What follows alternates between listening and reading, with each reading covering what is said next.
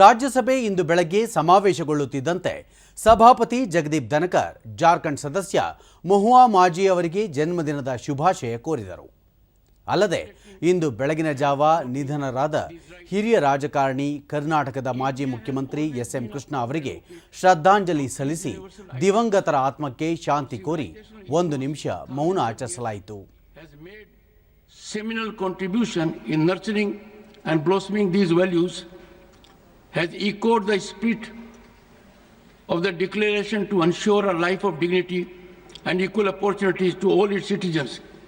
As representatives of the people, we bear the responsibility to ensure that the values of justice, liberty, equality and SM. Krishna fraternity ರಾಜಕೀಯ ಮುತ್ಸದಿ ಹಾಗೂ ಅತ್ಯುತ್ತಮ ಆಡಳಿತಗಾರ ಎಂದು ಕೊಂಡಾಡಿದ ಉಪರಾಷ್ಟ್ರಪತಿ ಕೃಷ್ಣ ಅವರ ಸಾಧನೆಗಳು ಹಾಗೂ ರಾಜಕೀಯಕ್ಕೆ ಅವರು ನೀಡಿದ ಕೊಡುಗೆಗಳನ್ನು ಸ್ಮರಿಸಿದರು. ನಂತರ 1948ರ ಈ ದಿನದಂದು ಮಾನವ ಹಕ್ಕುಗಳ ಸಾರ್ವತ್ರಿಕ ಘೋಷಣೆಗೆ ಸಹಿ ಹಾಕಲಾಯಿತು ಎಂದು ಹೇಳಿದ ಸಭಾಪತಿಗಳು ಮಾನವ ಹಕ್ಕುಗಳ ಮಹತ್ವ ಮತ್ತಿತರ ಅಂಶಗಳ ಬಗ್ಗೆ ಪ್ರಸ್ತಾಪಿಸಿದರು.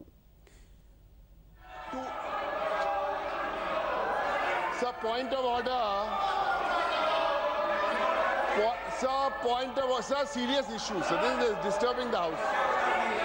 What to say? the House Sir, is 251 to meet at Sir. 12 noon today. And we'll give it earliest.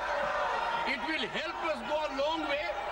I reserve my ruling on this point of order.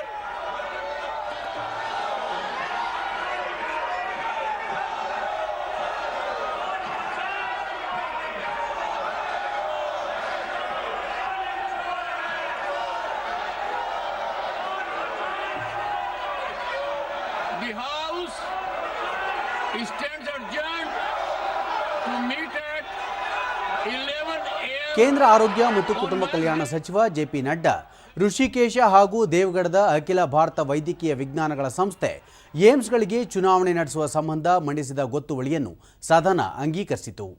ವಿವಿಧ ಸಮಿತಿಗಳ ಸದಸ್ಯರು ಸದನದ ಮುಂದೆ ಕಾಗದ ಪತ್ರಗಳನ್ನು ಮಂಡಿಸಿದ ನಂತರ ಪ್ರತಿಪಕ್ಷಗಳ ಸದಸ್ಯರು ವಿವಿಧ ವಿಷಯಗಳನ್ನು ಮುಂದೊಡ್ಡಿ ಪ್ರತಿಭಟನೆ ನಡೆಸಲು ಮುಂದಾದರು. ಸಭಾಪತಿ ಜಗದೀಪ್ ಧನಕರ್ ಸದಸ್ಯರು ತಮಗೆ ಸಲ್ಲಿಸಿರುವ ನಿಲುವಳಿ ಸೂಚನೆಗಳ ಕುರಿತು ಮಾತನಾಡಲು ಆರಂಭಿಸುತ್ತಿದ್ದಂತೆ ಗದ್ದಲ ಕೋಲಾಹಲ ತೀವ್ರಗೊಂಡ ಹಿನ್ನೆಲೆಯಲ್ಲಿ ಕಲಾಪವನ್ನು ಅಪರಾಹ್ನ 12 ಗಂಟೆಗೆ ಮುಂದೂಡಿದರು.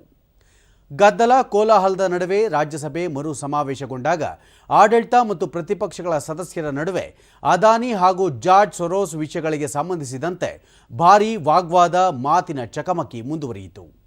ಆಡಳಿತ ಮತ್ತು ಪ್ರತಿಪಕ್ಷಗಳ ಸದಸ್ಯರು ತಾವು ಪ್ರಸ್ತಾಪಿಸಿದ ವಿಷಯಗಳ ಪರವಾಗಿ ಘೋಷಣೆಗಳನ್ನು ಕೂಗಿದರು. ಗದ್ದಲ ಮುಂದುವರೆದ ಕಾರಣ ಸಭಾಪತಿ ಜಗದೀಪ್ ಧನಕರ್ ಕಲಾಪವನ್ನು ನಾಳೆಗೆ ಮುಂದೂಡಿದರು.